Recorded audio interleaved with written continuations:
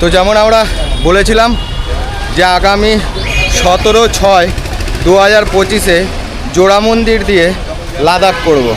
এখনই খুব গরম, বৃষ্টি হচ্ছে, আর বেশি কথা বলবো না। যারা গ্রুপে আছো আর ফেসবুকে আছো, লাদাখ বার হচ্ছি প্রায় 3:30 বাজে। এখান থেকে আমরা আসানসোলে গিয়ে আজকে দাঁড়িয়ে যাবো, তারপরে কালকের থেকে উত্তরপ্রদেশ হয়ে যেরকম যাবো তখন। চলো ভিডিও দেখতে থাকো, দেখতে পারি কতটা লাদাখ জার্নিং। আর এই বাইক দুটো রেডি হয়ে গেছে, আমার বাইকেই দাঁড়িয়ে আছে, একটু লোড হয়ে গেছে, কিছু করার নেই, খালি হয়ে যাবে মিঠুনদার বাইক। তা মিঠুনদা, বন্ধুদের কিছু বলে দাও। আমরা মানে অনেক আগেই বেরোনোর কথা ছিল, কিন্তু এই বৃষ্টি আমরা যখনই বেরোই কোথাও তখন বৃষ্টিটা মানে ধরা বাঁধা থাকে। তো বৃষ্টির জন্য আমাদের লেট হয়েছে বেরোতে। তো দেখছি কতটা কি বেরোনো যায়, কতটা কি করা যায়, রাস্তাতেই বোঝা যাবে কোথায় গিয়ে দাঁড়াবো। এখন আমাদের কোনো প্ল্যান নেই। তো চলো রাস্তায় রোডের ভিডিও তোমাদের দেখাবো, তাই বলে বেশি সময় নষ্ট করবো না। তো কিলোমিটার আছে 55,659 জোড়া মন্দির দিয়ে, আর এখান থেকে বার হচ্ছি। তো চলো দাদা, চলেন।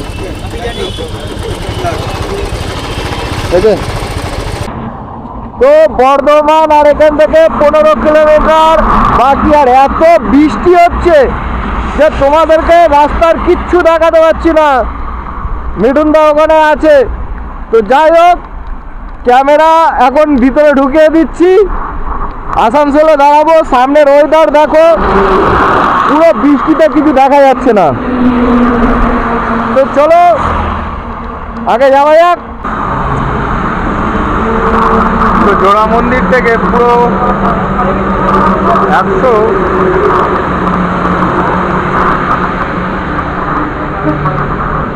170 কিলোমিটার আমরা আসলাম, আর বৃষ্টি পেয়েছি সিঙ্গুর থেকে। বৃষ্টি, এত বৃষ্টি, মানে পুরো কন্টিনিউ গাড়ি চালাচ্ছে, বৃষ্টিটা আর ভালো লাগছে না। পুরো এখনো বৃষ্টি হয়ে যাচ্ছে, রেনকোট তো খুলতেই পারছি না। এত বৃষ্টিতে গাড়ি যাওয়া যায়, যা বৃষ্টি হচ্ছে এত বৃষ্টিতে গাড়ি যাওয়া যায়।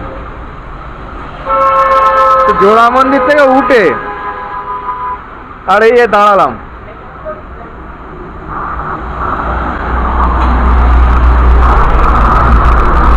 তো এখান থেকে আসানসোল আর হয়তো 60-70 কিলোমিটার। সব থেকে বড় জিনিস হচ্ছে হাতের অবস্থা দেখো। ওয়াটার প্রুফ হ্যান্ড গ্লাভস আছে, কিন্তু বাক্সের ভিতরে আছে, তো সেই জন্য আর বার করিনি।